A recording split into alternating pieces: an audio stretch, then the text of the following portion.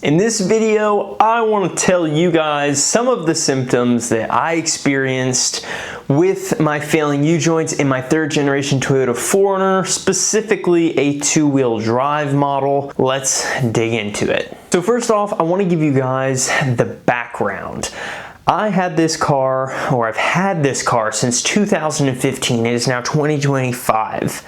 And the joints have not been replaced. There's a front joint and a rear joint. The four-wheel drives are a little bit different, but they have not been replaced. I had not even greased them, and I'll get into that in a little bit. But what I experienced over this, say, last 6 months, or say 5,000 to 7,000 miles, were a couple of different things. So starting off, there was a low or a slight vibration that I felt between, say, 15 to 25 miles per hour. And let me describe this vibration a little bit. You would get on the gas, and for those first, 10 miles an hour, 12 miles an hour, nothing. It was fine.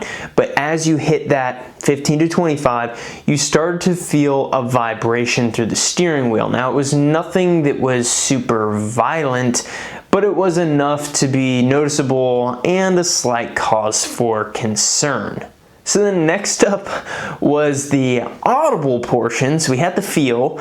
The audible portion was pretty slight at first. I really couldn't hear a whole lot. There would be maybe a pop or a clank every now and again, but it got to the point where it was clanking so bad that as I drove through town, I actually noticed that a couple people looked at my car as I drove by because it was that loud. So not only was it clanking when I went into gear, but also as that shaft was spinning, you could hear the binding of the joints and then it popping or breaking free, which is what was creating the noise.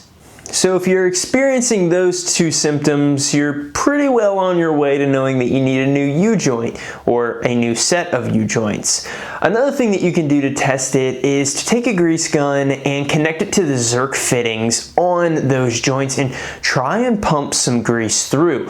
What I found is my rear joint was fine. I was able to pump grease through it. Now, not to say that it wasn't heavily worn, but the caps all allowed grease to flow through. The front was a different story. I was only able to get grease out of one of the caps, and it turns out that the channel that passes through the spider was actually clogged, keeping the grease from being able to go to the other three caps, which is inevitably what led to one of them rusting out and the very loud popping noise that I experienced on the front side of the drive shaft.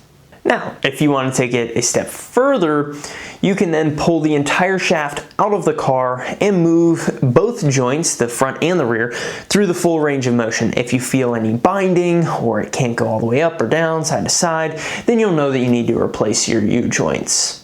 Now, the last, we won't call it a symptom, but we'll call it a contributing factor for my vehicle, is I have a lift. It's about a 2 to 3 inch lift, and what that does is it takes your shaft, takes your drive shaft that is, and it takes it from an angle like this, and as the vehicle gets a lift, it moves your shaft to, this is a very exaggerated angle, but an angle somewhat like this. And what that does is it adds additional strain to those joints. And that's fine, but know that it's going to wear out the life of those joints a little bit faster than if you were at, say, stock height. So now those were some of the symptoms that my vehicle dealt with, and moving forward, as I've kind of learned, there isn't necessarily a regular maintenance interval for replacing your U-joints, or one that I'm not necessarily aware of, but what I'm going to do a little bit differently, knowing that my car has a lift, is once every, say, 5,000 to 10,000 miles, or maybe every oil change, I'm going to pump in a little bit more grease into both of those Zerk fittings to lubricate all of those caps. And if I do that on a regular enough basis, I would imagine I would find and see that one of my caps isn't emitting some of that excess grease one of the times I go to fill it. So that's what I'm going to be doing as I move forward. I hope this video was helpful for you guys and maybe diagnosing whether or not your 4runner has some failing or completely failed U-joints. If you are looking to replace them, I have a full tutorial. I'll list it down in the description. Feel free to reference that as you go through the job. With that, this video is at an end, and I will catch you guys in the next one. Thanks for watching.